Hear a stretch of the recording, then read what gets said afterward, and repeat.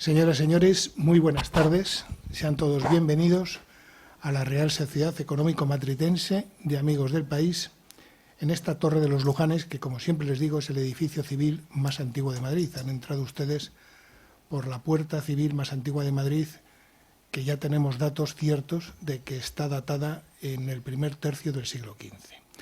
Bien, hoy tenemos una conferencia especial. Yo, permítanme, cuando analizo las conferencias, los debates que aquí organizamos, con un profundo atrevimiento por mi parte y simplicidad, los caracterizo de externos e internos. Externos son aquellos que cuando volvemos esta noche a casa se quedan en el descansillo y no es necesario que entren con nosotros en casa. Mañana cuando salgamos los tenemos ahí y podemos volver a pensar en ellos.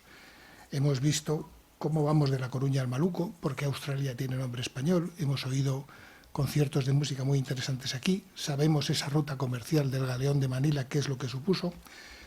No necesariamente históricos, actuales, porque aquí el señor ministro de Agricultura nos ha explicado clarísimamente cuáles son los retos del sector agroalimentario español en estos momentos. Hemos sabido lo que supone estos tratados agroalimentarios con Sudamérica. Y luego hay otro tipo de actuaciones, otro tipo de conferencias que yo les llamo internos. Y son internos porque cuando llegamos a casa nos los llevamos dentro de casa, nos los llevamos dentro de nuestra cabeza y no podemos evitar darle vueltas a esas preguntas inquietantes que sugieren aquí. Una periodista muy avezada, nos explicó aquí, nos lanzó la pregunta de que si dejaríamos nuestra vida en manos de una inteligencia artificial. Una periodista llamada Laura Rivera, por cierto, Luis, de tal palo, qué buena astilla. Un cierto parentesco. Un cierto parentesco, ¿no? Nos han enseñado la oratoria, el arte de la oratoria, el saber comunicar correctamente a nuestros semejantes, el perder el miedo escénico. Y esas son cosas que no podemos dejar de pensar en ellas cuando volvemos a casa. Y en ese tono de preguntas, pues tenemos hoy una, que es cómo abordamos el secreto de la calma mental. Y para ello tenemos quizá uno de los mejores especialistas que hay en España. Don Luis Rivera, don José Luis González de Rivera y Revuelta, pero a él le gusta Luis Rivera, catedrático en Psiquiatría y Psicología Médica. Efectivamente, idea del editor para acortar, que en las obras siempre es importante, ¿no? No voy a decir ni una palabra de Luis Rivera porque sería, como dicen los modernos ahora, hacerle el spoiler a la presentación que don Pedro Rocamora, académico de la Real Academia de Doctores de España y de la Real Academia Europea de Doctores, va a hacer de nuestro ponente de hoy. Solamente no quiero quitar ni un minuto más de la exposición con mis torpes palabras, solo decirles a ustedes que la inquietud, la calma mental, la alteran muchos tipos de incidencias, entre ellos los sonidos. Y de todos ellos, quizá el sonido más inquietante de un teléfono móvil cuando suena en el momento más inoportuno. Pero ahí se lo dejo. Muchas gracias, muy amables.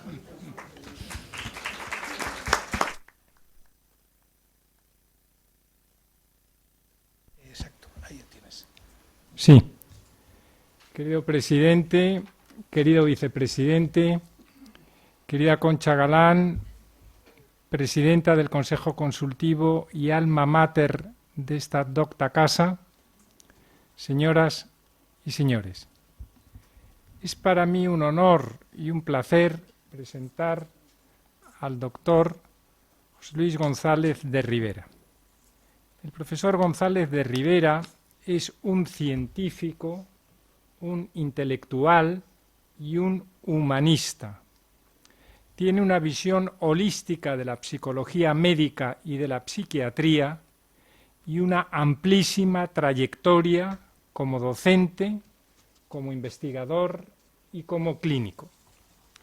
Licenciado en Medicina por la Universidad de Navarra y por el Medical Council de Canadá, doctor en Medicina con una tesis internacional dirigida por los profesores Frederick Anderman del Montreal Neurological Institute y José Guimón, catedrático de Psiquiatría de la Universidad de Bilbao, es además especialista en Medicina Interna por la Universidad Complutense de Madrid y fue discípulo del profesor don Arturo Fernández Cruz Liñán. Es especialista en psiquiatría y psicoterapia por la McGill University de Canadá y además es psicoanalista acreditado por la American Academy of Psychoanalysis y por la Asociación Psicoanalítica de Madrid, heredera de la Asociación Psicoanalítica Internacional que en su día creó nuestro común maestro Sigmund Freud en Viena. Hizo la especialidad de psiquiatría como médico residente de los hospitales docentes afiliados a la McGill University de Montreal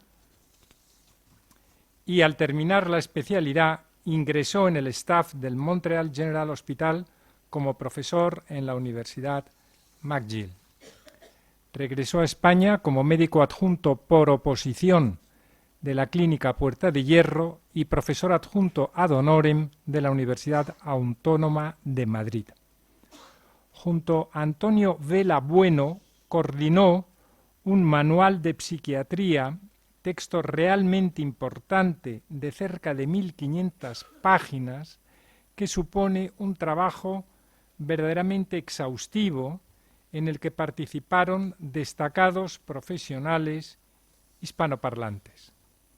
En 1981 se traslada a Canarias como jefe de servicio de psiquiatría del Hospital Universitario de Canarias. Allí desarrolla una importante labor docente e investigadora, dirigiendo más de 20 tesis doctorales, y publica el libro El método epidemiológico en salud mental. Crea el grupo de estudios sobre estrés de la Universidad de La Laguna y describe el índice de reactividad al estrés, que es un nuevo método para cuantificar la vulnerabilidad a enfermar por estrés. Llamado por sus antiguos mentores, regresa a Canadá, donde es elegido Full Professor of Psychiatry, es decir, catedrático de psiquiatría en la prestigiosa Universidad McMaster de Ontario. Al cabo de un tiempo, renuncia a esta posición de catedrático allí para ocupar en 1986 la primera recién dotada cátedra de Psiquiatría y Psicología Médica de la Universidad de La Laguna, plaza que obtiene por unanimidad en concurso-oposición presidido por el profesor Juan José López Ibor, que dirigió mi tesis doctoral de medicina y que fue mi maestro. Fue vicedecano de la Facultad de Medicina de la Universidad de La Laguna. Y en 1994, tras concurso público de méritos, obtiene la plaza de jefe del servicio de psiquiatría de la prestigiosa Fundación Jiménez Díaz de Madrid. Y en el 2003, por oposición, también la de profesor titular vinculada a la jefatura de servicio de psiquiatría de la Fundación Jiménez Díaz. El profesor Luis de Rivera ha perfeccionado, ha mejorado, ha ampliado el entrenamiento autógeno que descubrió y describió Schultz y ha seguido los pasos del primer discípulo de Schultz, que fue Lute, y él es, digamos, el que sigue por línea natural el desarrollo y la evolución de esa técnica. Es un método psicoterapéutico específico para el tratamiento de las crisis emocionales, el que ha creado además y que se denomina psicoterapia secuencial integradora. Ha sido en 2 ocasiones presidente de la prestigiosa Sociedad Española de Medicina Psicosomática, fundada en 1955 por, entre otros, Juan Rof Carballo, Juan José López Ibor Senior y Arturo Fernández Cruz Senior, sociedad a la que yo me honro en pertenecer como miembro de honor. El profesor Luis de Rivera ha publicado cerca de 100 de libros y uno de sus últimos es Autogenics 3.0, que es una actualización, mejora y rediseño del Autogenic Training de Schultz, y que es un libro, el suyo, que ha sido traducido al inglés, francés y alemán.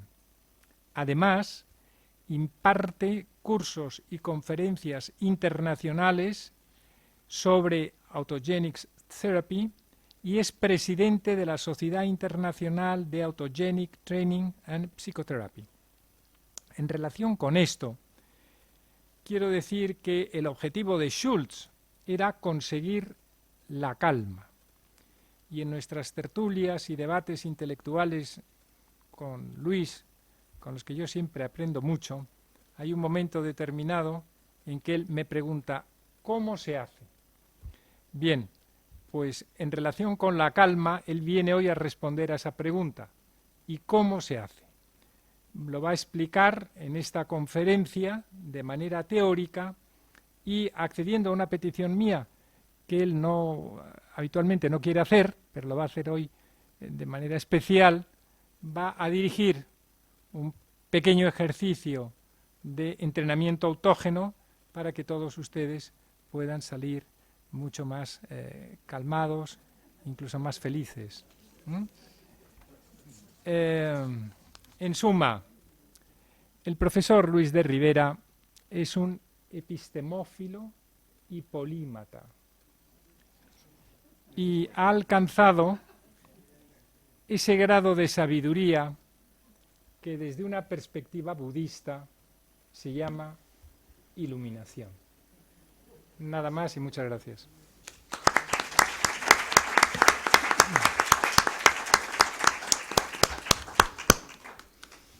Muchas gracias. Muchas gracias, Pedro, por ser el más próximo en el tiempo a este momento, por esta amabilísima introducción y presentación que comparto totalmente, pero que te ha faltado decir una cosa. Todo eso que has dicho ha requerido mucho tiempo, mucho trabajo y sobre todo mucha constancia. Una cosa que yo aprendí enseguida con el método de Schultz era que el secreto está en la práctica, está en el entrenamiento, no hay ninguna magia.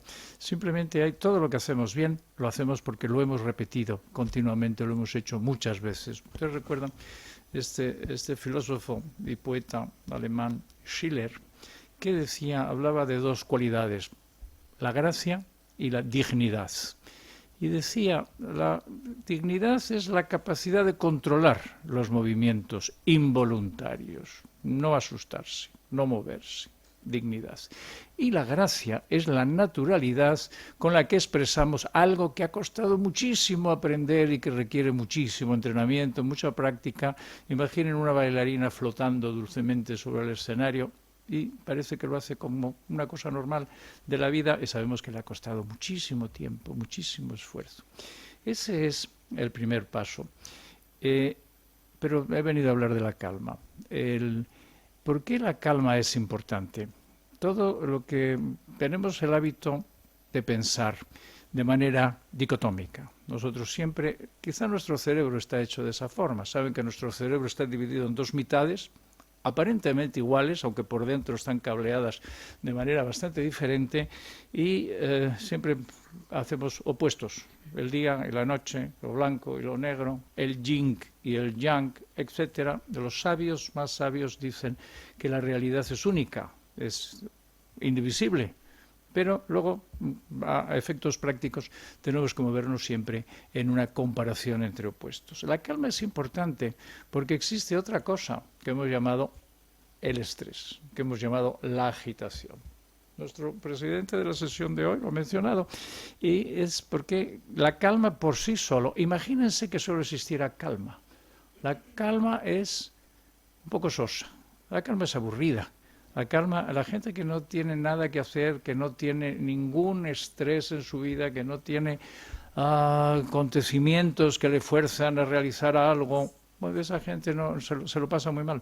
Hubo un famoso estudio de un médico ruso que se llamaba Tigranyan, en el que quiso medir las hormonas de estrés, la adrenalina, la noradrenalina, el cortisol y todo eso, y otros parámetros en soldados rusos que estaban en entrenamiento militar, en combate, estaban en prácticas militares. Y dijo, como grupo control, me voy a coger una sección de soldados, los voy a meter en un barracón silencioso, aislado, sin luz, que estén en la cama, tumbados, relajados completamente, sin nada que hacer. Para sorpresa de los investigadores, aquellos soldados que no tenían nada que hacer más que descansar, tenían una reacción de estrés. Estaban casi tan estresados como los que estaban corriendo por el combate. Estamos hechos para tener una cierta actividad. Cuando la actividad es demasiado, entramos en estrés. El estrés es una sobrecarga, el estrés es un exceso. Y el estrés necesita una recuperación, y esa es la calma. Tenemos necesidad de calma, que es una palabra psicofisiológica. La calma no es solamente un sentimiento, es además una respuesta biológica, es un cambio en el funcionamiento. Durante 20 años he impartido este libro, que ven que está agotado, es el resultado de 20 cursos de doctorado sobre el estrés, sobre el tema del estrés, en el que además estudiamos cómo combatir, cómo reducir el estrés. Y a continuación, que Pedro Rocamora mencionó, he trabajado sobre un factor muy específico de estrés. El estrés viene producido por los cambios. Grandes cambios pueden producir una especie de estrés. Y la vida está hecha de cambios. Tenemos pequeños cambios, pequeñas situaciones que nos obligan a tomar una decisión, a comportarnos de una manera o de otra. Estamos continuamente tomando decisiones. Hoy, ¿qué hacemos? Hoy nos quedamos en casa, nos vamos al cine o venimos a la Matritense a escuchar a Luis de Rivera. Una pequeña decisión que no tiene gran importancia. No creo que tenga un gran efecto en cómo va a ser nuestra vida después, pero hay decisiones y situaciones en que lo que decidimos va a ser vital. A eso lo llamamos crisis. Una crisis es una situación para la que no estamos preparados. Y si la resolvemos bien, seguramente vamos a quedarnos mejor que antes. Si la resolvemos mal, vamos a sufrir, vamos a tener un deterioro, va a ser unas consecuencias funestas. Un conocido político dijo, en una de las crisis que atravesó nuestra sociedad recientemente, dijo, después la crisis nos hará más fuertes. No es verdad. La crisis no nos hace fuertes. Lo que nos hace fuertes es nuestra capacidad de superar las crisis, porque si fuera algo para lo que estamos preparados, si tuviéramos las herramientas personales para hacer frente a esta situación de cambio, no sería una crisis, sería una sobrecarga, sería una molestia, sería una desgracia, un trastorno, pero una crisis es una situación que no estamos preparados para afrontar. Y necesitamos sobre la marcha desarrollar las herramientas mentales para poder responder a esa exigencia, para poder salir triunfante de la crisis. Y eso quiere decir que vamos a estar mejor que antes, porque no nos quedó más remedio. Yo tengo la opinión de que los seres humanos progresamos porque no nos queda más remedio. Son las crisis, las situaciones en las que tenemos que dar lo mejor de nosotros mismos, lo que nos hace dar lo mejor de nosotros mismos y desarrollar nuestras cualidades. Bueno, entonces tratando a personas que estaban en situaciones de crisis, ideé un método que ha mencionado Pedro, gracias, porque se me había olvidado para prepararlo, pero lo llamé terapia secuencial integradora. Lo de secuencial quiere decir que es una serie de pasos que hay que ir dando y cada paso es relativamente sencillo si hemos dado bien el anterior y totalmente imposible si el anterior no está bien dado. Yo decía, el primer paso es mantener la calma. Mantener la calma, tenemos técnicas, tenemos procedimientos, de los que hablaremos enseguida, para mantener la calma. Después de un tiempo me di cuenta que ese no era el primer paso. Mantener la calma es el segundo paso. El primer paso es tomar responsabilidad de la propia vida. Decidir que tenemos que encontrar las respuestas, las soluciones y las herramientas para conducir nuestra vida, para buscar nuestra felicidad, para buscar nuestro desarrollo. No es algo que se nos viene dado de nacimiento, de estructura, de fábrica, nos viene dado la posibilidad. Pero esta posibilidad tenemos que adoptarla, tenemos que trabajarla y tenemos que desarrollarla. Ese es el primer paso, tomar posesión de uno mismo. Entonces, mi gran amigo y mentor Pedro Rocamora, en una de nuestras frecuentes conversaciones sobre este tema y otros parecidos, me dijo, pero esto que tú dices, las cosas que tú dices, ya las dijo Epícteto hace 20 siglos, lo cual me llenó de alegría cuando me dijo eso, porque si yo tengo una ocurrencia, bueno, me puedo equivocar. Pero si ya otra persona ha pensado algo parecido hace mucho tiempo y en otro lugar, pues posiblemente eso es que estamos acertados. O por lo menos, si estamos equivocados, estamos en compañía. Epícteto, entonces recurrí a Epícteto. Epícteto fue un esclavo. Bueno, con su trabajo, con su conocimiento y con su razonamiento, fue desarrollando, fue adoptando una filosofía que se llamó estoicos, que no la creó él, pero que la desarrolló y la popularizó, y otro estoico fue Marco Aurelio. Fíjense qué curioso, unas formas de pensar en que las tiene un esclavo romano y un emperador romano. Estaban de acuerdo en esas cosas. Cuando yo leí el libro, pues estoy totalmente de acuerdo. Lo que dice es muy razonable, me parece muy sensato. Ya lo había pensado yo, pero no porque lo hubiera pensado, porque mi procedimiento va a la inversa.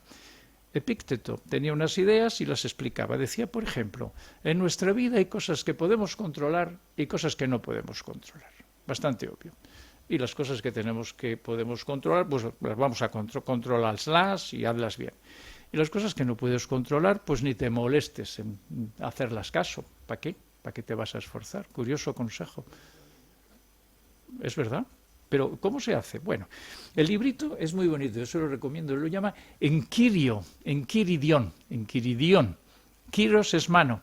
Enquiridión, dión es un diminutivo.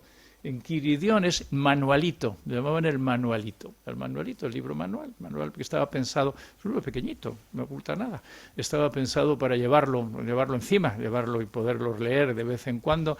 Cuentan que el emperador Marco Aurelio fue el que popularizó este libro y lo hizo hacer miles de copias y las distribuyó entre los legionarios romanos, para convencerles de que, bueno, la vida es como es y que no hay que tomarse las cosas a mal, o sea que eso de estar todo caminando montones de kilómetros y con frío, con calor, con flechas que te tiran los bárbaros, que eso era de lo más normal, que no había por qué preocuparse por eso. Una gran idea. El estoicismo en ese sentido es que las cosas son como son y no hay que tomárselas de otra forma. Es una forma racional de buscar la paz. Las cosas son como son, pero también nosotros somos como somos y podemos superar la adversidad, que es para lo que estamos hechos.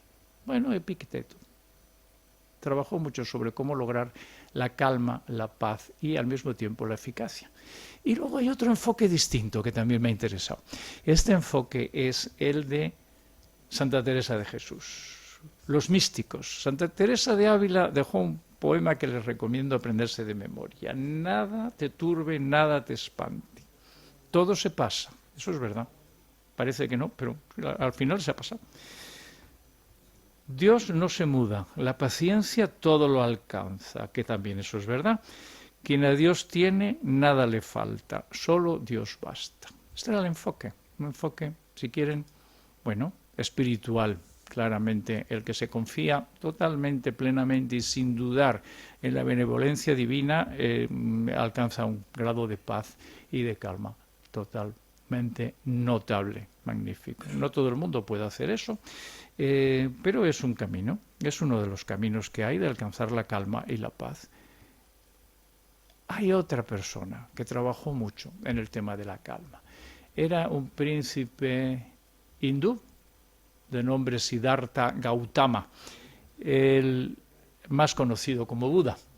Y entonces este hombre un día, meditando sobre la calma, la paz y sobre todo sobre la comprensión de la existencia, de repente, sentado debajo de un árbol, tuvo una gran idea y ya alcanzó la iluminación y abrió los ojos, abrió la boca y pronunció esa famosa frase: Jivanam Dukkha. Suena sánscrito, suena bien. Jivanam Dukkha, que quiere decir la vida es un asco, básicamente. Bueno, la han traducido dukkha, es una palabra difícil de traducir, tiene muchas acepciones muy parecidas. La traducción, hay quien lo traduce como sufrimiento.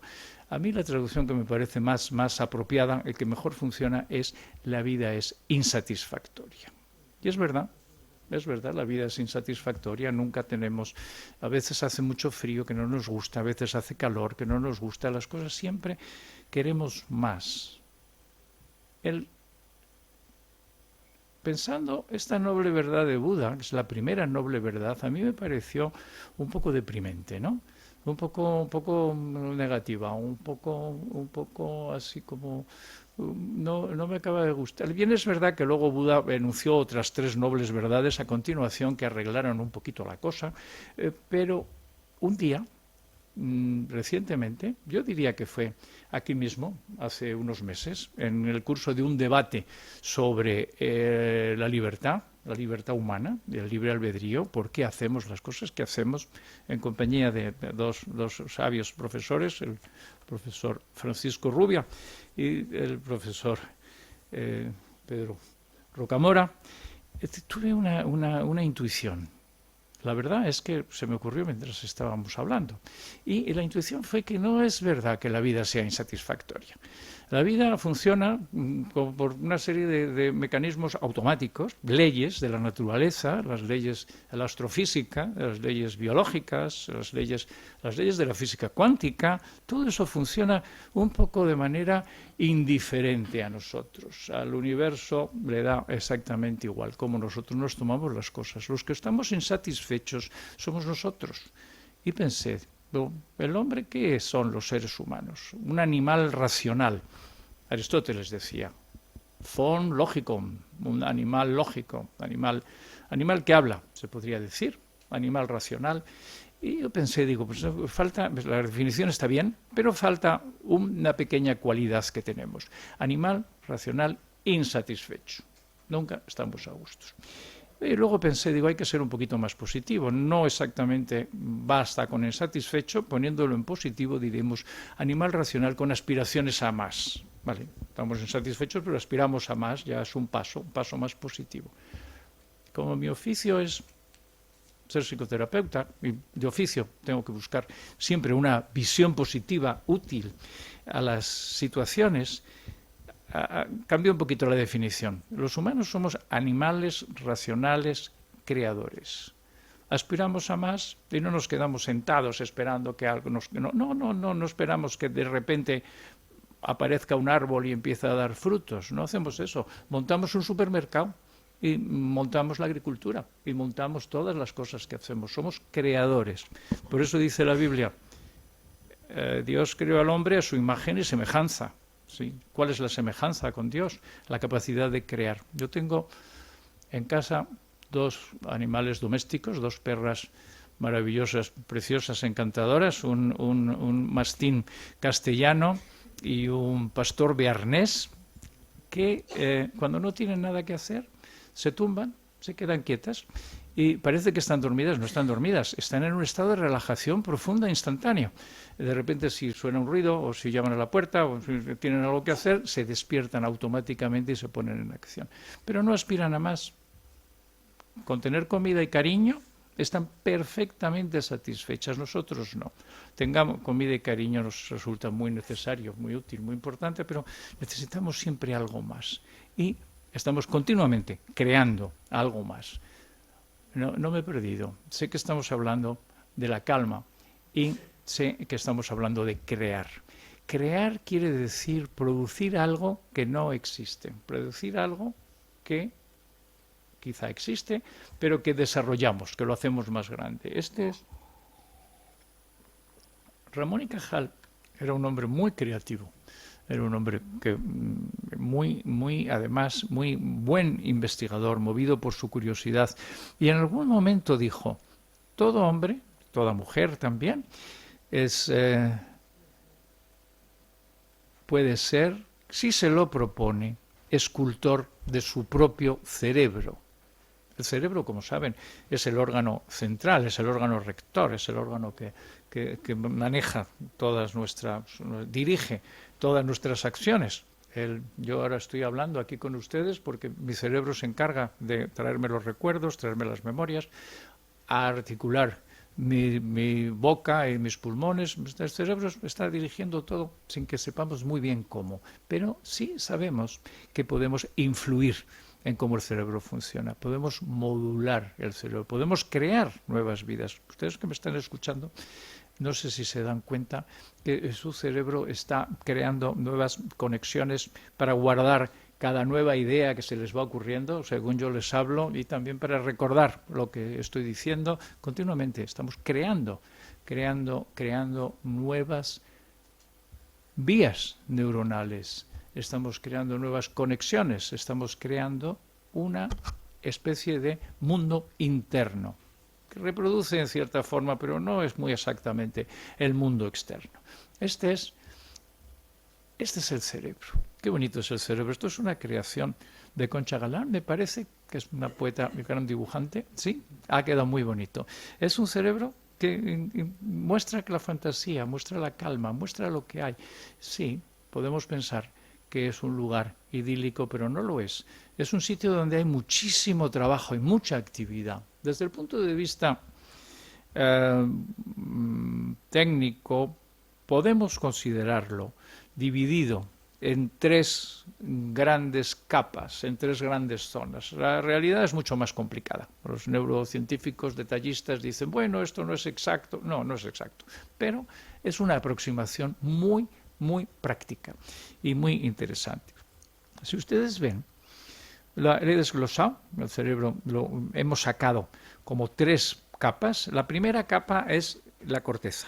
Es como un sombrero, es como la corteza, se llama corteza porque está por fuera. La capa externa del cerebro, que es esta es donde reside el movimiento, es la que controla la percepción de los sentidos y es la que controla sobre todo lo que llamamos el pensamiento, el intelecto. Cuando Epicteto estaba haciendo sus axiomas, el que leía los axiomas o oía los axiomas estoicos estaba haciendo trabajar su corteza cerebral, estaba creando ideas y estas ideas estaban formando una visión del mundo y de la realidad que entraban hacia abajo, acababan influyendo en sus sentimientos, acababan cambiando su visión. Pero luego tenemos otra capa interna justo debajo, como rodeada, que la hemos llamado el sistema límbico. El sistema límbico es donde en la corteza se producen los pensamientos, se producen los planes, se producen los modelos de lo que vamos a hacer o lo que hemos hecho, ¿vale? Pero en la parte interna del sistema límbico se producen los sentimientos, se producen las emociones. Ahí es donde se regula una forma de pensar que no es intelectual, es una forma de pensar que podemos llamar sentimental. Sentimentear, diríamos, para pensar. Mis perros y todos los animales mamíferos tienen muy bien desarrollado este sistema límbico, muy poco desarrollado la corteza cerebral, no piensan mucho, no razonan mucho, no crean gran cosa, pero en cuestión de sentimientos son probablemente mejores que nosotros. Cualquiera que tenga un animal de compañía se da cuenta que el animal tiene empatía, conecta, hay un sentimiento.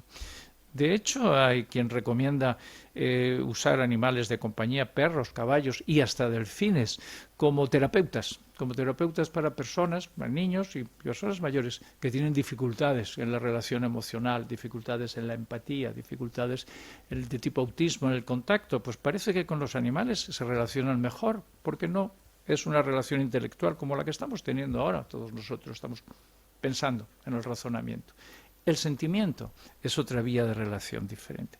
Teresa de Ávila decía, buscaba la paz a través del sentimiento. No razonaba mucho, no, pero instilaba. Los versos que hemos leído era confianza, esperanza, amor. Esos son sentimientos que llevan trascendencia. Existe algo más grande que nosotros que se ocupa de nuestra felicidad y nuestro bienestar. Bueno, es una forma sentimental de llegar a la paz, a la eudaimonía, que decían los antiguos griegos. Hasta ahora, vamos a llegar ahora al tercer punto, que es el mío. Este es el que nos interesa. En el centro total del cerebro, justo en medio, imagínense, primera capa, intelectual. Segunda capa, dentro, sentimental. Y dentro del todo el núcleo es la capa vital, la capa somática, lo que se ha llamado el diencéfalo, el hipotálamo. Una parte en la que se regulan, con esta parte se regulan el funcionamiento corporal. El hipotálamo, que es una glándula pequeñita justo en el centro, es la que se encarga de mover el corazón al ritmo necesario, que la tensión arterial sea la que es, que nuestro cuerpo tenga la temperatura que tiene que tener, que el intestino funcione como tiene que funcionar, que las hormonas que se produzcan en la cantidad y el momento necesario, etcétera. Es el que se llama vegetativo. Vegetativo porque se encarga del funcionamiento corporal. Este es diencéfalo. Este fue Walter Hess, que no tiene nada que ver con Hess, el nazi alemán, este es suizo, y en 1956 le dieron el premio Nobel por descubrir las funciones del hipotálamo, y las funciones no solo biológicas, sino sobre todo las funciones que podríamos decir conductuales. Conductuales, el hipotálamo regula 5 funciones básicas que hace nuestro cuerpo sin pensar y sin sentir, y sin sentimientos, de puro automatismo biológico. Una es el hambre. Cuando la glucosa baja tenemos hambre, nos levantamos y vamos al refrigerador a comer todo lo que podamos.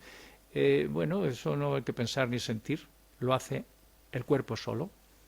Otra, la sed, el sueño, cansancio, el instinto sexual, puro y simple, sin erotismo, ninguna gracia, pura biología reproductora, y la que más nos interesa ahora, vamos a hablar la reacción de lucha-huida. La reacción de lucha-huida, ustedes pensarán que luchar y huir son dos cosas distintas y opuestas, para nuestro cuerpo viene a ser más o menos lo mismo.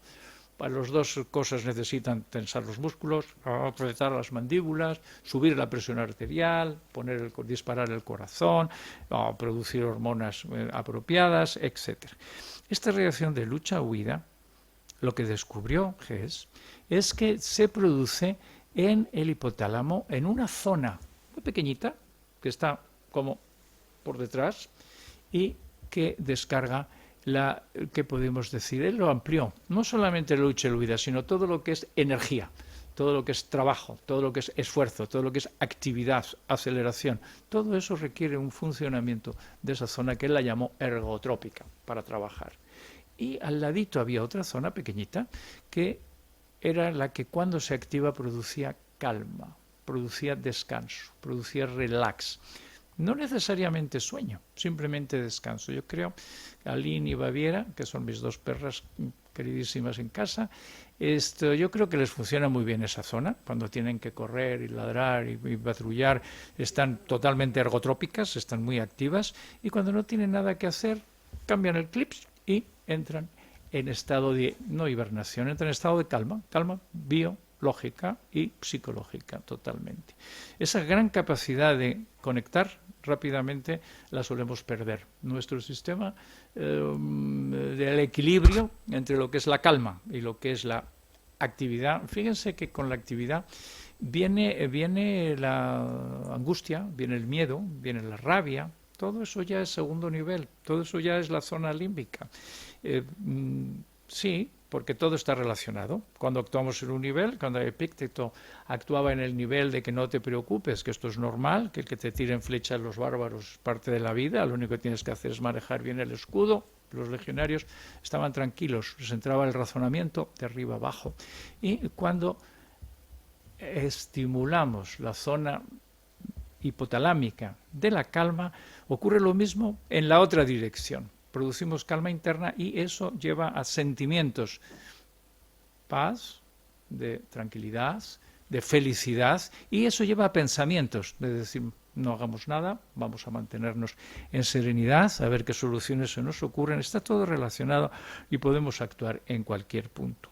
El punto en el que, aquí viene el secreto, que era el punto en el que yo propongo actuar es justamente en la zona central, en el hipotálamo, en la zona vegetativa. Este es mi libro. Yo he venido aquí a hablar de mi libro, que decía nuestro famoso maestro de escritores, Umbral. Bueno, esta es la versión italiana. Aquí la he traído también para enseñarles, que lo regalaré, estará en la biblioteca de la Matritense, si me la aceptan, me la catalogan, sí. Actuamos produciendo una activación del sistema trofotrófico, del sistema de la calma. Fíjense que Hess lo hacía con electrodos. Pinchaba un gato, le estimulaba, el gato se estiraba, maullaba, y entonces cambiaba el electrodo de sitio, lo ponía en la zona de la calma y los gatos tenían la misma reacción que Aline y Baviera, entraban en calma. Pero nosotros, y aquí este es el gran descubrimiento de Schultz, el creador del método del que voy a hablar, él descubrió una cosa muy interesante. La zona de la calma se activa, entre otras cosas, se activa con una forma de utilizar la atención. Se activa con un procedimiento de atención. La atención, como saben, es una función psicológica muy útil, y la atención por naturaleza es como un radar que están continuamente detectando si hay movimientos, si hay ruido, la atención se va a donde la llamen. Tenemos esa expresión, la atención se va donde la llaman. Me ha llamado la atención. Bueno, me ha llamado la atención, quiere decir que la atención va detectando cosas importantes, cosas peligrosas, cosas nutritivas, etcétera, para lo que está hecho. Y recuerden lo que aprendimos todos el primer día, o el segundo día. A los más torpes igual nos costó un par de meses, pero lo que aprendimos todos en la escuela fue a prestar atención, aposta, a algo que ni era bonito, ni nos interesaba, ni tenía gracia, pero prestábamos atención. Aprendimos concentración, aprendimos a poner la atención en lo que queríamos ponerla, o en lo que la profesora quería que la pusiéramos, y desarrollamos la capacidad de concentración. Y lo que describió Schultz es que cuando la concentración es activa, concentración activa es me concentro porque quiero conseguir algo.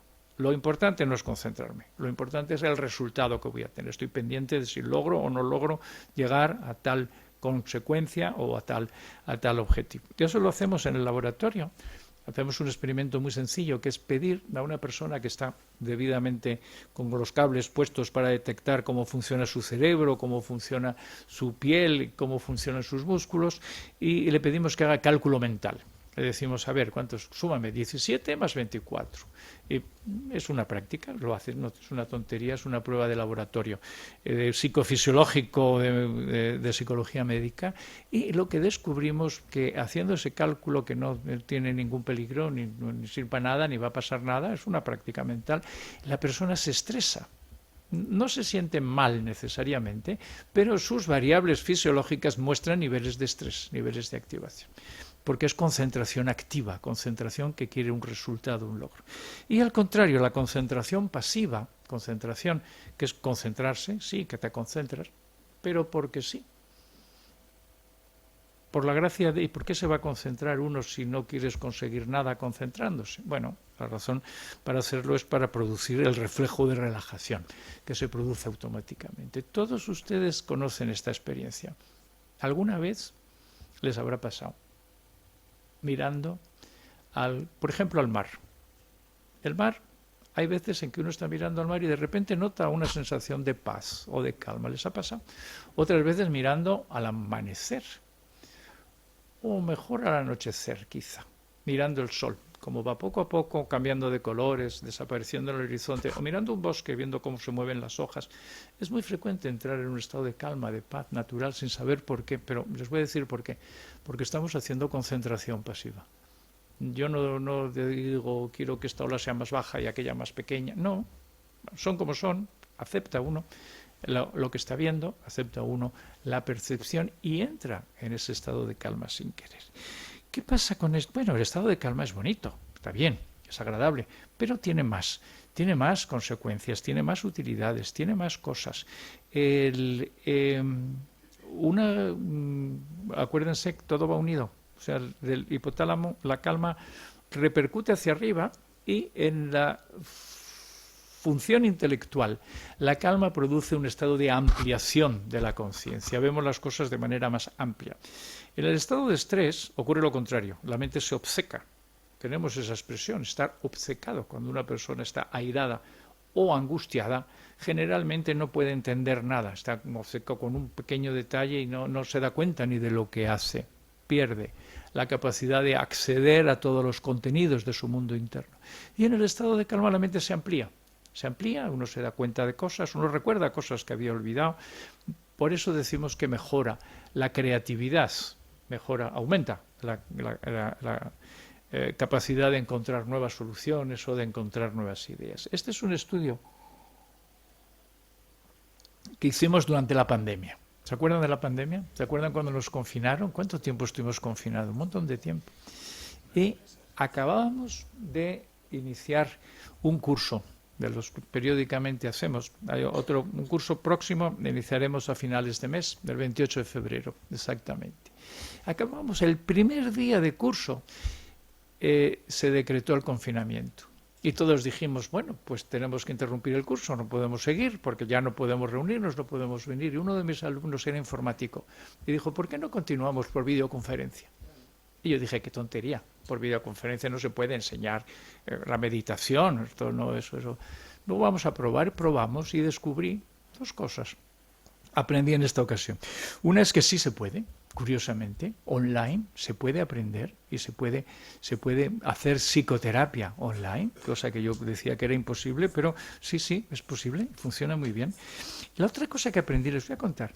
Bueno, durante este tiempo teníamos como 100 personas practicando entrenamiento autógeno en sus casas, encerrados, todo esto. Entonces hicimos una survey, hicimos una encuesta.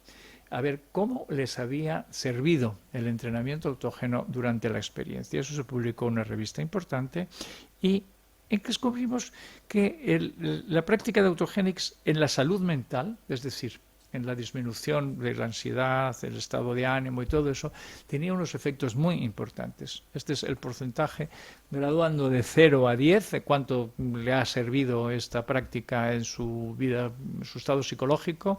Fíjense, a las altas frecuencias, estos son 8, 9 y 10. El porcentaje más grande encontraba con que había sido muy útil desde el punto de vista psicológico. En cuanto a la salud física, igual, un porcentaje alto, encontraba que les había ayudado en su salud física, y este fue un descubrimiento que yo o sea, que iba a mejorar su salud mental y su salud física era obvio, sí estábamos, eso no fue una gran cosa. Pero descubrimos otra cosa, que había mejorado su empatía, su capacidad de relacionarse bien con los demás, su capacidad de tolerar mejor las angustias ajenas y tolerar mejor las fricciones interpersonales, que hubo muchas durante la pandemia. Y luego hicimos otro experimento. ¿Cómo voy de tiempo? Es que yo me enrollo y si no me avisan, voy a decirles otro estudio. Esto es el aspecto externo. Conducta, lo que la gente piensa, lo que la gente dice, se pueden engañar, se lo pueden imaginar. Entonces hicimos otro estudio que es cómo está el cerebro funcionando. Este es el grupo de voluntarios, el grupo de voluntarios que se prestó a hacer un estudio en la Universidad de La Laguna, en el Hospital Universitario de Canarias, que aunque piensen que Canarias es un sitio para vacaciones y de sol y todo eso, tiene un centro de investigación neurocientífica de los más importantes de Europa. Y esa torre que ven detrás es un helipuerto, tiene hasta sitio para helicópteros. Estos son algunos de los que participaron en el estudio, que fueron 15 profesionales de autogénics, personas con mucha experiencia, llevaban mucho tiempo haciéndolo, y este es el sitio donde se les estudió. Esto es un scan, esto es un aparato que detecta el funcionamiento cerebral, una resonancia magnética funcional, un aparato criminal en el que se mete dentro de un tubo. ¿Alguien ha hecho alguna vez una resonancia magnética? Estás ahí metido con un ruido horrible, total. Bueno, pues estos compañeros míos estuvieron casi una hora, cada uno dentro del tubo practicando autogénics en estado de calma. Luego dijeron, pues no me molestó mucho el ruido. Hubo alguno que dijo, pues incluso me concentro mejor que en casa, lo toleraban muy bien. Y Esto es lo que pasó. Esto es lo que pasó. Esta es la versión. Lo pongo aquí. Se dan cuenta que no puedo perder oportunidad de hablar de mi libro. Esta es la edición inglesa, en la que en la portada esta foto es muy, muy interesante, porque por eso la pongo en la portada, pues llama mucho la atención. Esto es cómo cambió el cerebro durante esta experiencia. El cerebro se encendió. Hubo zonas cerebrales que empezaron a funcionar a tope de potencia, simplemente manteniendo el estado de concentración. Aquí se ve mejor. Este es el sistema límbico, llamado también corteza cingular. Todas estas manchitas rojas son zonas de activación y la amarilla es zona de mucha activación. La zona amarilla está en lo que se llama el lóbulo frontal, la zona del cerebro con la que pensamos, con la que creamos, con la que ideamos. Y se activó también otras zonas del cerebro que llamamos la ínsula. La ínsula es un muy importante órgano en la regulación emocional. Esto encaja. La encuesta entre personas que realmente no llevaban mucho tiempo haciendo autogenics pero que daban su opinión de que les mejoraba su empatía y el control de sus emociones, y por otro lado, cómo funcionaba el cerebro de personas que llevan tiempo y tienen mucha experiencia haciéndolo, tanta experiencia que lo pueden hacer dentro de una cámara de una resonancia magnética, y vimos que la zona biológica cerebral que tiene que ver con la empatía, con la modulación emocional, con el conocimiento y la regulación de las propias emociones y las de los demás, bueno, se activaba mucho, lo cual nos explica. Pensamos que en el momento en que uno hace el ejercicio ocurre esta activación, pero como ocurre con los músculos, en el momento en que uno levanta una pesa, pues no sé muy bien lo que pasa, pero si lo hace muchas veces, al final los músculos crecen, se desarrollan. Con esto ocurre lo mismo. Si activamos muchas veces estas zonas cerebrales crecen, se conectan, mejoran. Por eso tenemos una mejor modulación de las emociones, tenemos un estado de calma. Bien, pero el estado de calma, que es bonito, que está bien, pero el estado de calma, lo importante es que se va haciendo cada vez más generalizado, no solo cuando se practica el ejercicio, sino va aumentando la capacidad de mantener la calma. Hay personas que son iracundas por naturaleza, enseguida se enfadan, pero con la práctica de autogenics, todo el mundo que lo hace, se va volviendo poco a poco pacífico por naturaleza, se va volviendo más, digamos, menos ansioso, menos agresivo, más tranquilo, y al mismo tiempo también más creativo, más eficaz, más eficiente. Por eso tengo yo me gusta mucho el enseñar el método, y porque la gente que lo aprende luego es mucho más simpática que antes. Tenemos un grupo de 100 y pico personas, hasta alumnos, que nos reunimos regularmente, y como les dije, el próximo curso lo vamos a dar.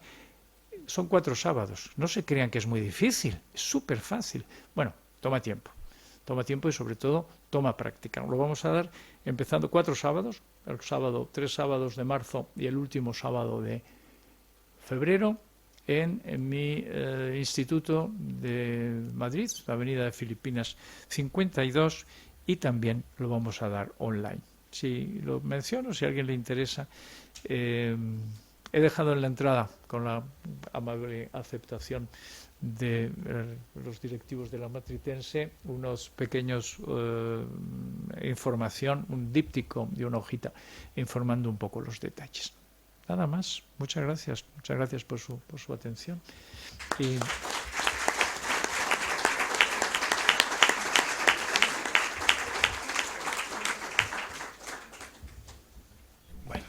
es magistral, como ya esperábamos y suponíamos y queríamos. Se abre ahora un turno de preguntas porque intuyo que va a haber muchas preguntas. Por favor, levanten la mano y les acercamos un micrófono inalámbrico. ¿Quién? ¿He supuesto mal? No.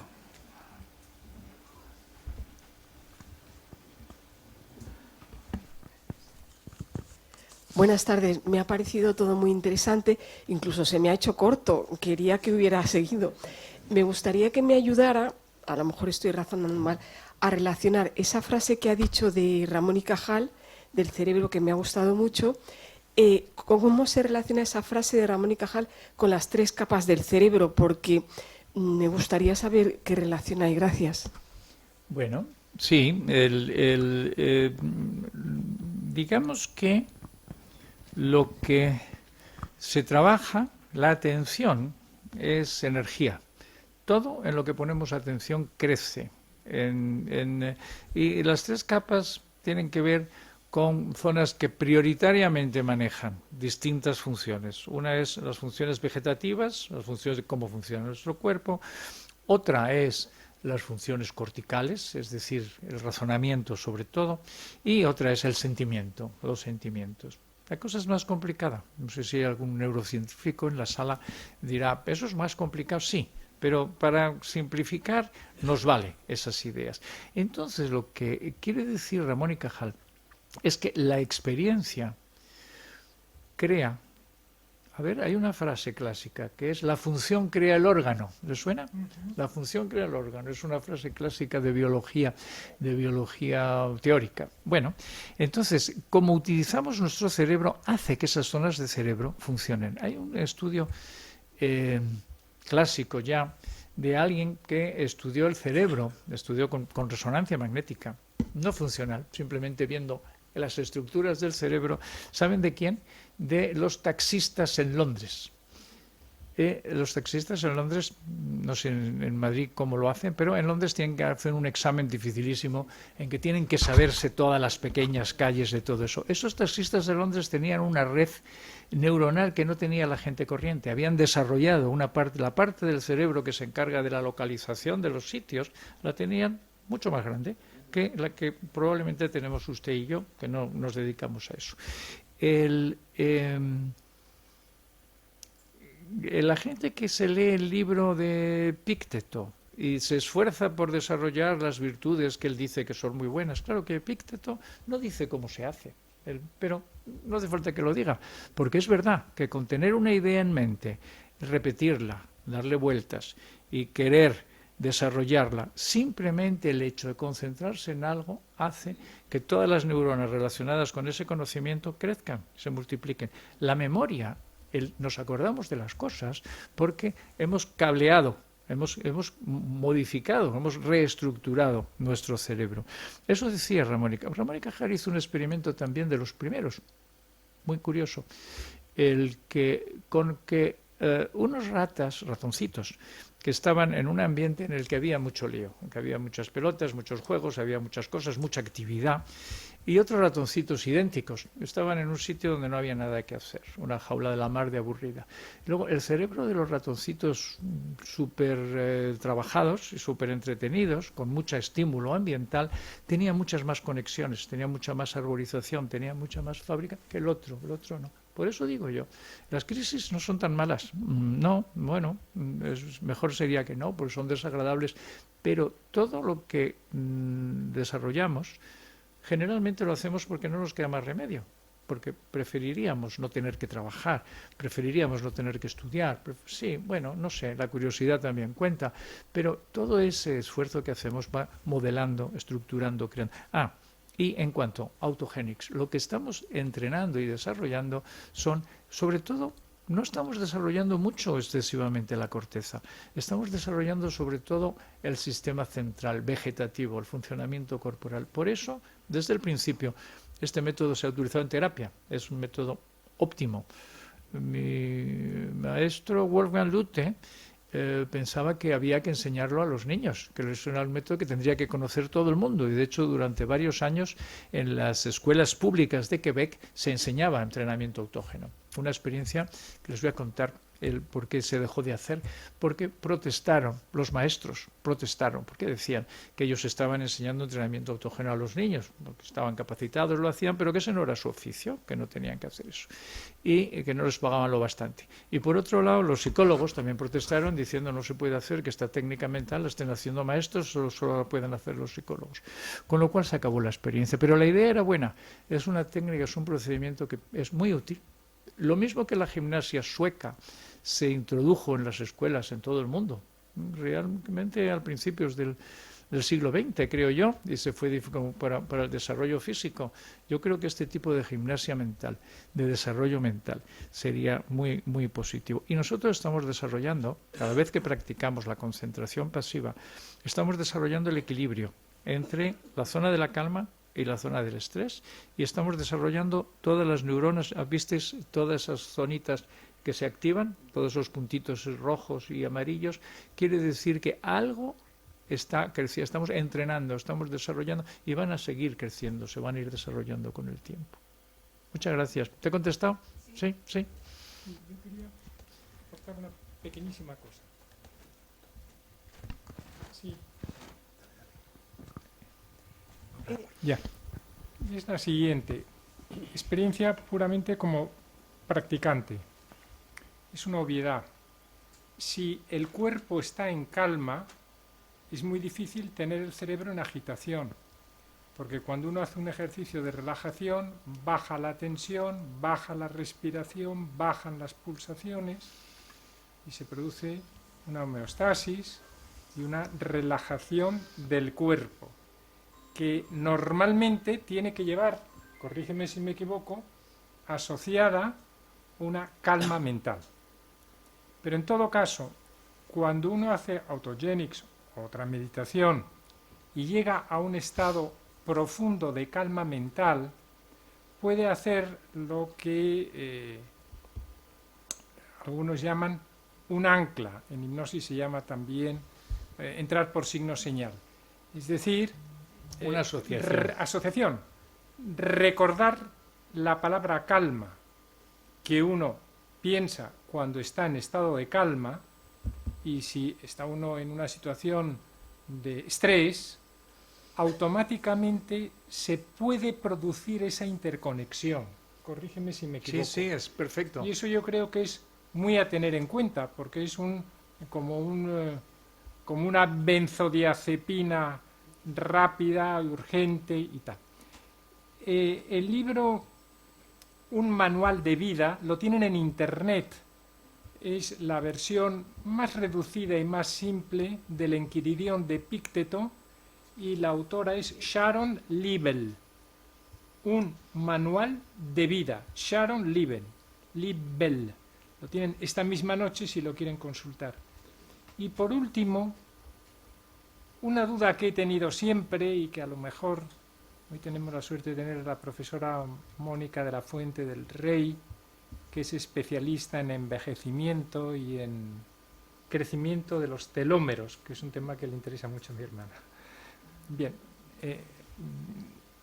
incluso el profesor o cualquier otro.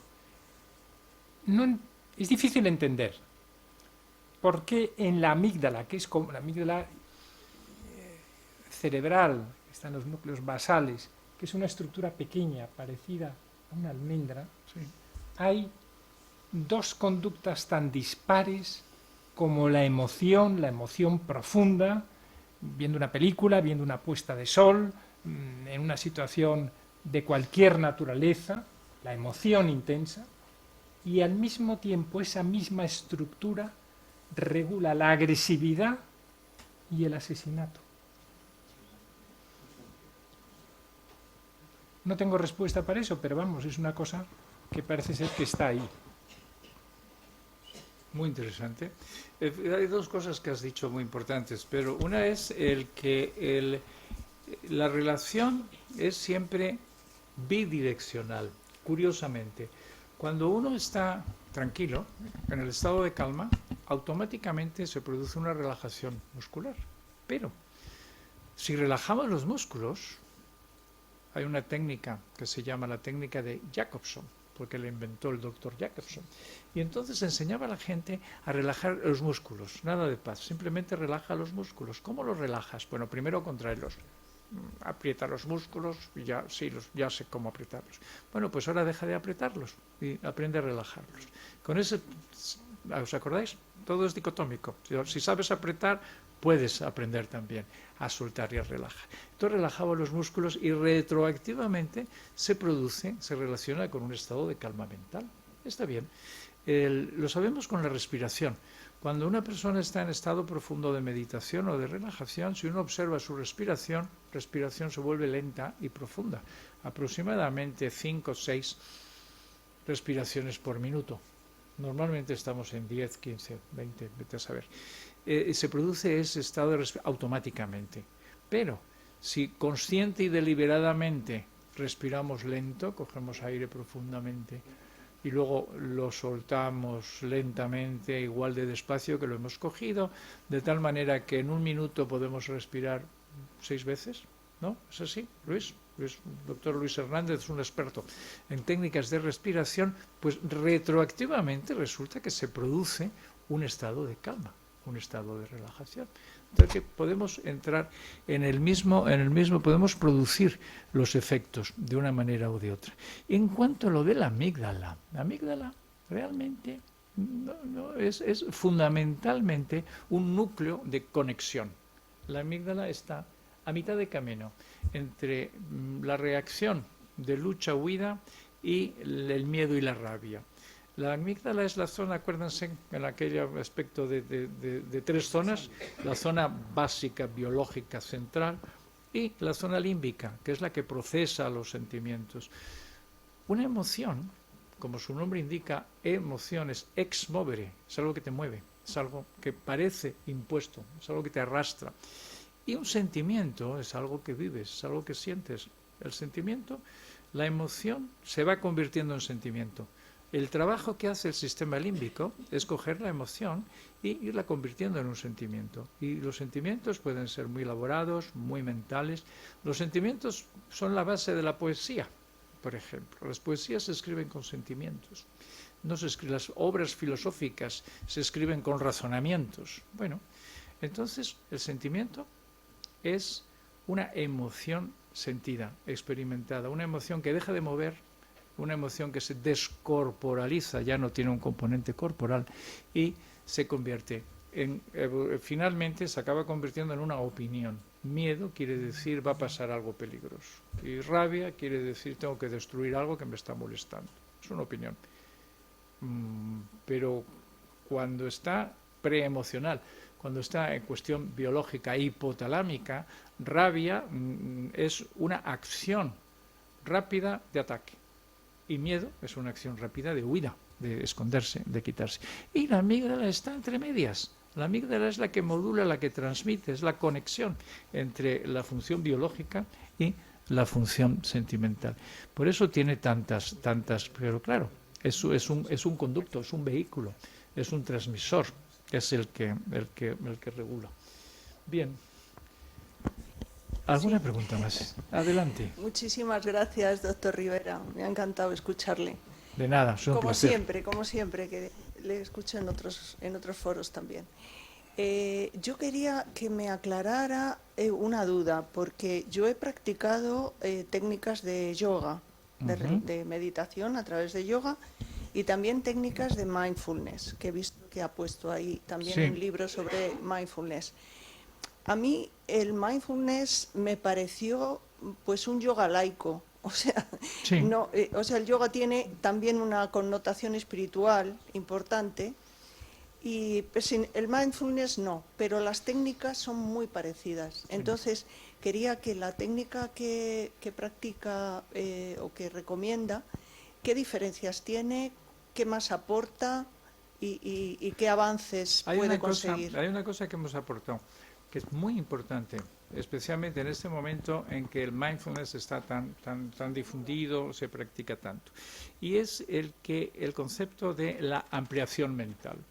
Ampliación mental quiere decir que uno entra en contacto con contenidos de su mundo interno a los que habitualmente no tiene acceso, lo cual, bueno, parece muy positivo, pero ocasionalmente uno se encuentra con contenidos traumáticos, uno se encuentra con algo que está reprimido y está escondido porque es muy molesto y muy desagradable y es mejor no enterarse. Y en ese estado de ampliación mental uno puede descubrir esas pequeñas cosas, esas pequeñas molestias. Schultz, en yoga, en mindfulness, en todas las técnicas de meditación ocurre ese fenómeno.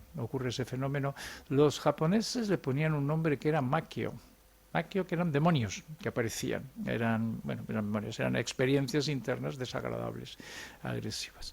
Entonces, lo que ha aportado fundamentalmente Lute, más que Schultz, es el descubrimiento de que esas experiencias, pero le pueden pasar a un 10% de las personas, no te creas tú que no es frecuente, pero tampoco es raro.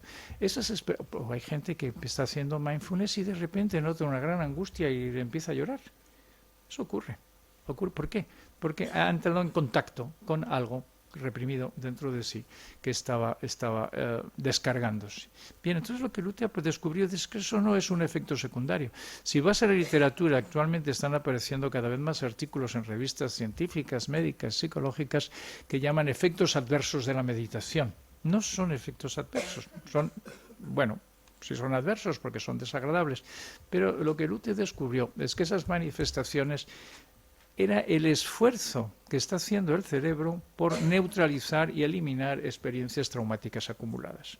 Y de ahí derivó, veo gente periódicamente que ha tenido esas experiencias negativas con mindfulness. Hay profesores de yoga que me los envían, porque sabemos cómo tratar. Esa es cuando no pasa nada, es muchísimo mejor. Hay mucha gente, tengo algún alumno que me dice, muy decepcionado, dice, yo hago la meditación, me concentro, entro en el estado de relajación profunda, pero no me pasa nada. Y digo, mucho mejor, no que no protestes, mucho mejor. Eso es que no tienes nada que neutralizar, no estás bien, vale. Y la otra cosa importante es dos conceptos. Uno es el de cómo explicamos el método. Este método Autogenics apareció como una técnica médica que se ha ido desarrollando poco a poco. Se ha ido desarrollando desde la experiencia clínica y se ha ido desarrollando desde la investigación. No es... ¿os acordáis? Todo tiene dos direcciones. Esto va desde abajo hacia arriba, construyendo sobre una base, y mientras que mindfulness y las técnicas occidentalizadas de la sabiduría oriental son técnicas que no estaban pensadas para la salud. No, el yoga no estaba pensado para el desarrollo personal, para la iluminación, para encontrar la paz y la comprensión de la existencia. Pero el que tengan aplicación médica ha sido casual, no lo pensaban así. El Autogenics ha funcionado al revés. Tenía una aplicación médica, poco a poco se ha ido desarrollando, y después de un tiempo de desarrollo, cuando yo estaba en Montreal,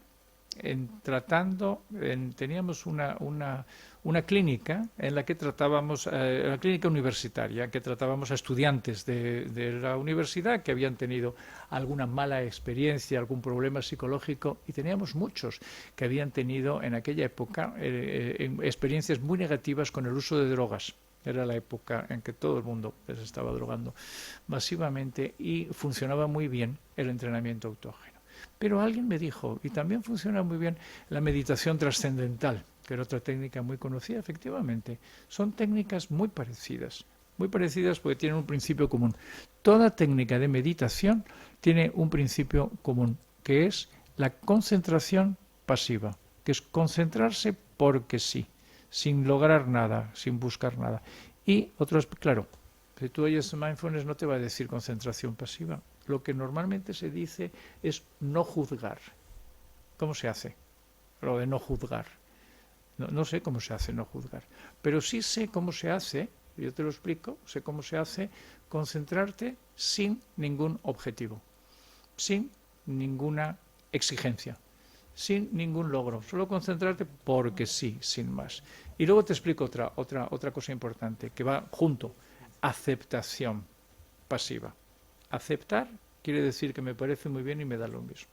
La técnica consiste en concentrarse sin ningún objetivo, solo concentrarse en lo que te estás concentrando. Y al mismo tiempo, cualquier otra cosa que venga a la mente o cualquier otra cosa que ocurre, es cierto que ocurre, no vamos a discutir, y no hacemos nada, pasamos. Son las dos cualidades básicas de toda técnica de meditación. Ahora, la diferencia está, como Autogénesis se ha ido desarrollando de la nada y ha ido creciendo y se ha descubierto muy bien que son dos funciones mentales: aceptación pasiva y concentración pasiva. Mientras que si procedemos de la teoría religiosa a ver cómo te la explico, entonces encontramos expresiones tales como no juzgar, o otra cosa que me gusta mucho, que es estar en el momento presente. Vale, ¿cómo se hace lo de estar en el momento presente? Pero no hay cosa más sencilla. Siempre estamos en el momento presente. Siempre estamos en el momento presente, estamos donde estamos y estamos cuando estamos. En el momento presente, para estar en el momento presente, lo único que hay que hacer es dejar de estar en otro sitio. Es decir, dejar de estar pensando en el futuro, dejar de estar recordando el pasado, de estar dando vueltas a nuestras propias ideas. No, estar en el momento presente es dejar de hacer lo de estar en otro sitio. Viene solo, no hay que hacer nada para estar en el momento presente, solamente hay que dejar de hacer. Bueno, ese es el tipo de... Bueno, ¿por qué? Me dice el presidente que convendría Callarme.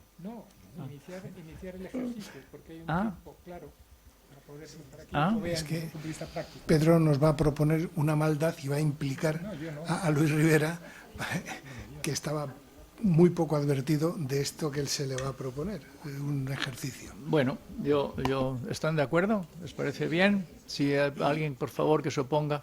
¿No? ¿Estamos todos de acuerdo? Bien. Entonces, Ponga o que calle para bueno, siempre. Claro. vamos a hacerlo, si quieren.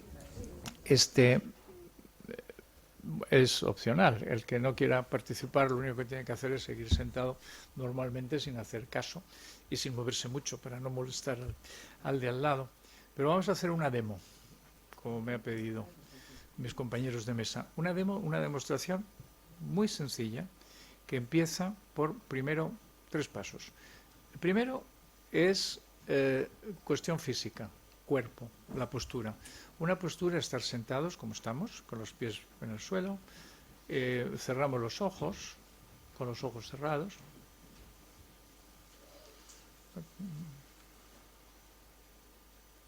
Y cerrar los ojos es un truco porque la mayoría de la información externa la cogemos a través de la vista, también a través del oído, pero sobre todo la vista. Cuando cerramos los ojos se produce un efecto de interiorización.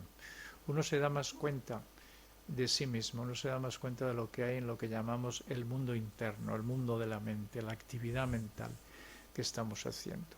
Y ahora viene el segundo paso, que es la postura mental. Postura mental es la postura de no hacer nada. Aceptación pasiva, que quiere decir dejar que todo funcione en automático sin interferir, sin intervenir. Estamos ahí y nos daremos cuenta, seguro que nos damos cuenta de que la respiración está funcionando sola, sin hacer nada, eso es automático. Puede que notes el corazón o que notes alguna pulsación en algún sitio, que es automático, todo funciona solo, sin hacer nada.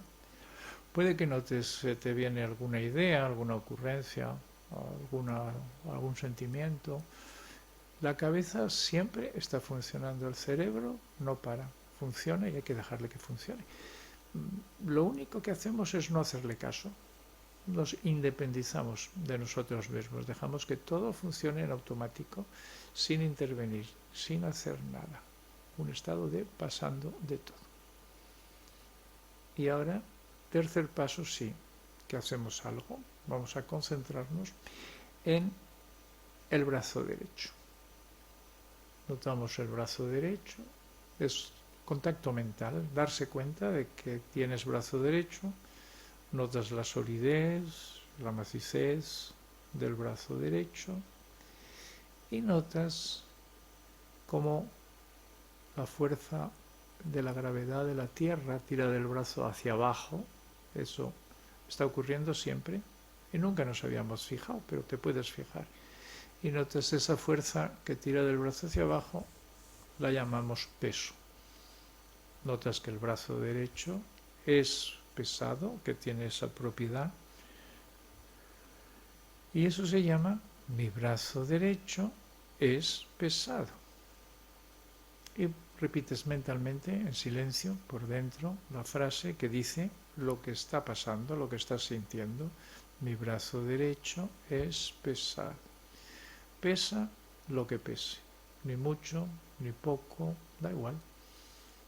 Mi brazo derecho es pesado, es una propiedad de la masa del brazo que tira de la tierra hacia arriba o la tierra tira del brazo hacia abajo y esa fuerza la llamamos peso.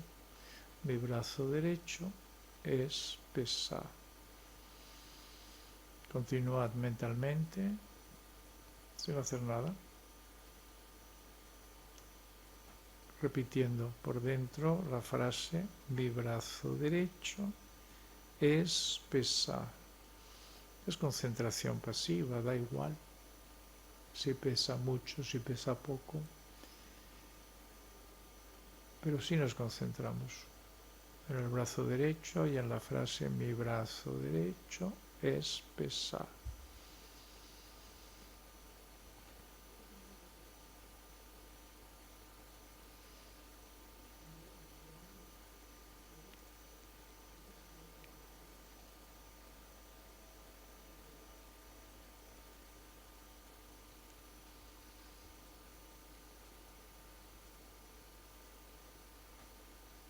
Aflojar bien todo el cuerpo. Continuar con la fórmula: mi brazo derecho es pesado.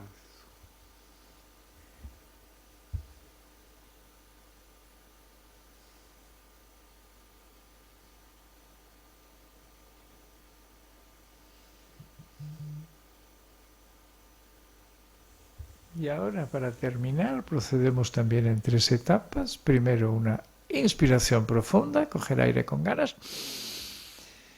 Segundo, apretar los puños, como estirar un poquito los brazos para recuperar la tensión muscular que se habían aflojado. Y tercero, abrir los ojos y ya está.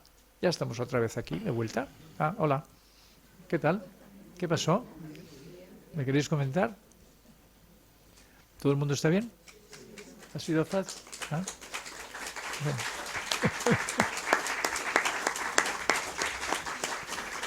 Bueno, gracias.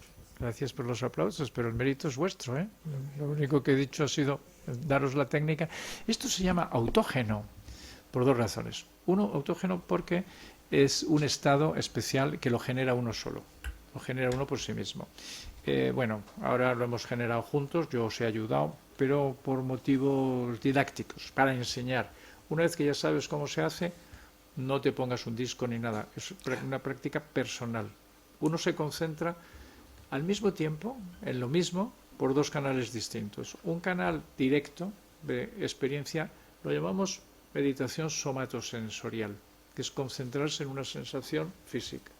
Elegimos el peso porque es lo más fácil de percibir. La masa es difícil saber si te estás concentrando en la masa o no, porque no sabemos bien cómo se siente la masa, pero el peso sí sabemos cómo se siente. Y la masa y el peso van unidos.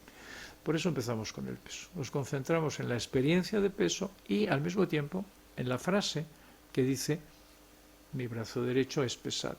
Eso es verdad. Entonces, ¿os acordáis? Ese famoso gran psicólogo que dijo: la verdad os hará libres. Estamos practicando la verdad.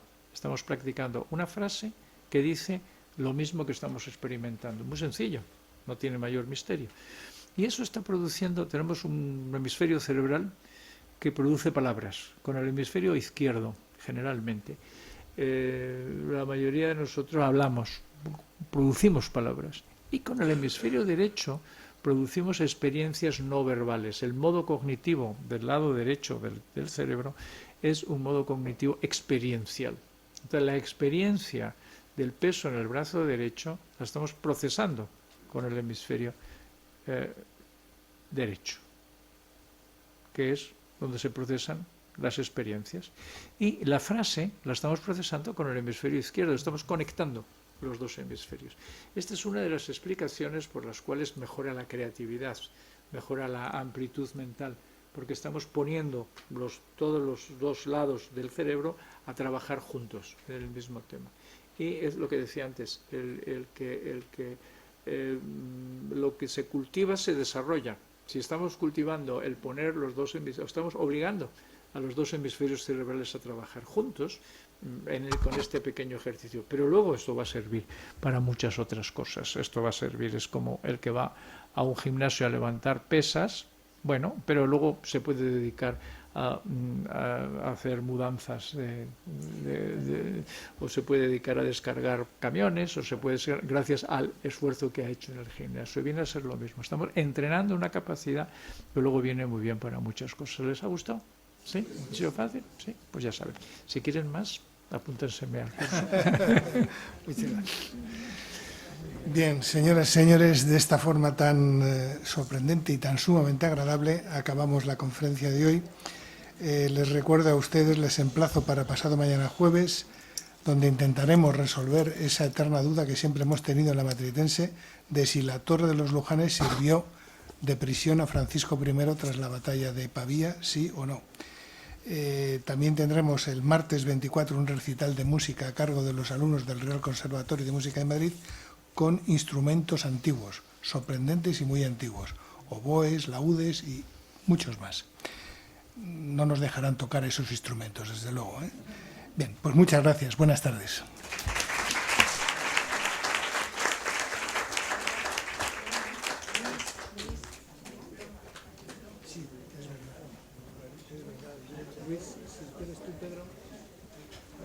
A ver, Pues Luis, es sin más. un recuerdo, sí, es un recuerdo, un reconocimiento Muchas gracias. a la Un conferencia que bonito doy. diploma, muy bien. ¿Te ha gustado?